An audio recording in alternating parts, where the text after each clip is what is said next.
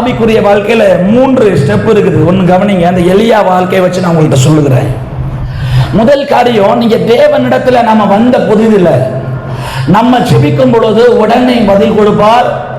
ஊழியக்காரங்க வந்து ஜெபித்தாலும் உடனே பதில் கொடுப்பார். இதுதான் எலியா பண்ணினாரு. என்னுடைய வாக்கின்படியே அல்லாமல் தேசத்துல பனியும் மழையும் பெய்யாதிருக்க கடவுள் என்று இஸ்ரவேலின் தேவனாகிய கர்த்தருக்கு முன்பாக நிற்கிற நான் சொல்லுகிறேன்னு சொல்லிட்டாரு. இவர் சொன்ன உடனேயே 3 வருஷம் பனியும் மழையும் பெய்யாது இருக்கிறது. உடனே நடக்குது. இது முதல் ஸ்டெப்பு. இது எப்படின்னா, பிறந்த குழந்தைக்கு அந்த தாயாருக்கு தெரியும் எப்போ பசிக்கும், எப்போ உணவு ஊட்டணும்னு தெரியும். என் மகன் இந்த கரெக்டா அந்த நேரத்தில் அழுவான், என் மக கரெக்டா அந்த நேரத்தில் அழுவான்னு சொல்லிட்டு தாயார் சரியா உணவு ஊட்டுவாங்க. இதுதான் முதல் ஸ்டெப்பு. நம்ம கேட்ட உடனே பதில் கிடைக்கிறது. எளிய கேட்ட உடனேயே வானத்தை அடைத்து போடுகிறார். 2வது காரியம், மழையை வராதபடிக்கு தடை பண்ணிட்டாரு, ஜெபம் பண்ணிட்டாரு. அடுத்தால மழை வரணும்னு சொல்லிட்டு கர்மேல் பர்வதத்தில் நின்று செபிக்கிறார். உடனே மழையை நிப்பாட்டின ஆண்டவர் மறுபடியும் மழையை உடனே கொடுக்கல. 7 முறை முகங்குப்புற விழுந்து தேவ சமூகத்தில் செபிக்கிறார். ஹல்லேலூயா. வேலைக்காரனை அனுப்புகிறா. மேகங்கள் எலும்புதான்னு பாரு, மேகங்கள் எலும்புதான்னு பாருங்க. 8வது முறை வேலைக்காரன் போறா. முன்னும் கையளவு மேகம் எழும்பி நல்ல கையை தட்டி பெருமலையின் இரைச்சல் சத்தம். ராபா ராபா சபரபலபலபல. 2வது காரியம், தேவனிடத்துல கேட்டா மட்டும்தான் பதில் வரும், ஜெபித்தால் மட்டும்தான் பதில் வரும். நீங்க ஜெபிக்காம, நீங்க தேவ சமூகத்தில் அமராம உங்க வாழ்க்கையோ உங்க பிள்ளைகள் வாழ்க்கையோ மாற்ற முடியாது. 2வது ஸ்டெப்ல எலியா நிற்கிறா. முகங்குப்புற விழுந்து அழுகிறாருங்க. ஆண்டவரே, மழையை நிப்பாட்டிட்டீங்க. மிருக ஜீவன்கள் தண்ணி குடிக்கிறதுக்கு கூட தண்ணீர் இல்ல, மனிதர்கள் தண்ணீர் குடிக்கிறது தண்ணீர் இல்ல. தேசம் முழுவதும் பஞ்சம், போகிற இடத்தில் எல்லாம் பஞ்சம். தேவன் மலையை வரிசிக்க மாட்டீரோ என்று முகங்குப்புற விழுந்து கர்மேல் பர்வதத்தில் அழுது செபிக்கிறார். உள்ளங்கை அளவு மேலும் கையை தட்டி அந்த உள்ளங்கை அளவு மேலத்தை உங்க வாழ்க்கையில கர்த்தர் தரப்போகிறார். பார்க்கிறதுக்கு சின்ன ஆசீர்வாதமாக தெரியும். ஒரு நாள் அந்த உள்ளங்கை மேகம் முழுவதுமாக அந்த வானம் முழுவதும் அடைத்து பெருமலையின் இரைச்சல் சத்தத்தை கர்த்தர் கொண்டு வர போகிறார். நம்ம கையில இருக்கிற பொருளாதாரம் இடம் வாங்குறதுக்கு தகுந்த பொருளாதாரம் இருக்காது, சபை கட்டுறதுக்கு தகுந்த பொருளாதாரம் இருக்காது. கொஞ்சம் இருந்தாலும் 5 அப்போ 2 மீனை 5000 பேருக்கு போஷித்த கர்த்தர் உங்க கரத்தை கர்த்தர் தொட போகிறார். நல்ல கையை தட்டி இந்த அபிஷேகம், இந்த ஆசீர்வாதம் வரட்டும். ஆண்டவர் சிலருக்கு சொந்த இடத்தை தரப்போகிறார். பலிபீடத்திலிருந்து பரிசுத்த ஆவியானவர் திட்டமாய் பேசுகிறார். ஊழியம் செய்வதற்கு, நீங்க சொந்த வீட்டில் வாசம் பண்ணுவதற்கு கர்த்தர் சில வழிவாசல்களை திறந்து கொடுக்கிறத பார்க்கிறேன்.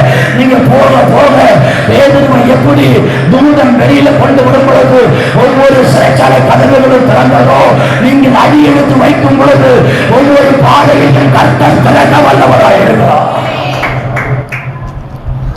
திட்டமாய் தேவன் பேசுறாரு. ஆனா இப்ப இருக்கிற உங்க நிலைமையில 1 சென்ட் இடம் கூட வாங்க முடியாது. என் நிலைமை அப்படிதான். ஆனா ஆண்டவர் சொல்றாரு, ஒருவனும் பூட்டக்கூடாதபடிக்கு திறக்கிறவரும் ஒருவனும் திறக்கக்கூடாதபடிக்கு பூட்டுகிறவருமாகிய கர்த்தர் சொல்லுகிறார், நான் உன் வாசலை திறக்க போகிறேன். ஏசைக்கு நீ தோண்டி போடும் பொழுது அடைத்து போட்டானா, சித்தனாக அடைத்து போட்டானா, போகிற வாசலை கர்த்தர் வைத்திருக்கிறார். கர்த்தர் திறந்த வாசலை மனிதனால் அடைக்கவே முடியாது, மனிதனால் அடைக்க முடியாது. உண்மைக்கு பிரசங்கம் பண்ண தேவன் தான் பலம் தரார். ஹல்லேலூயா.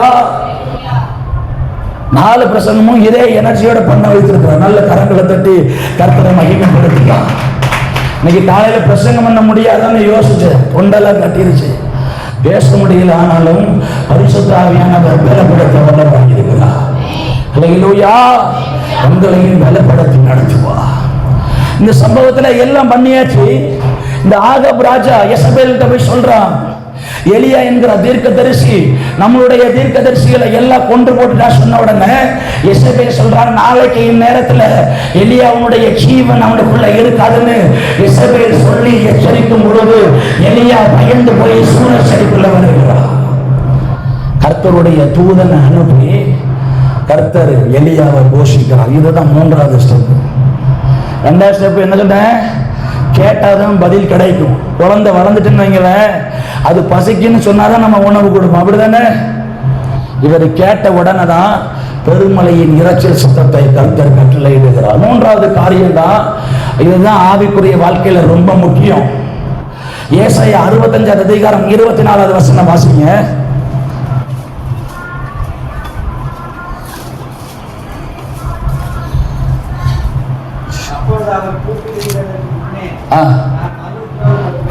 பாருங்களேன், தேவ ஜனங்களை பத்தி ஆண்டவர் சொல்றாரு, நம்ம கூப்பிடுகிறதுக்கு முன்பாகவே மறு உத்தரவு கொடுப்பாராம்.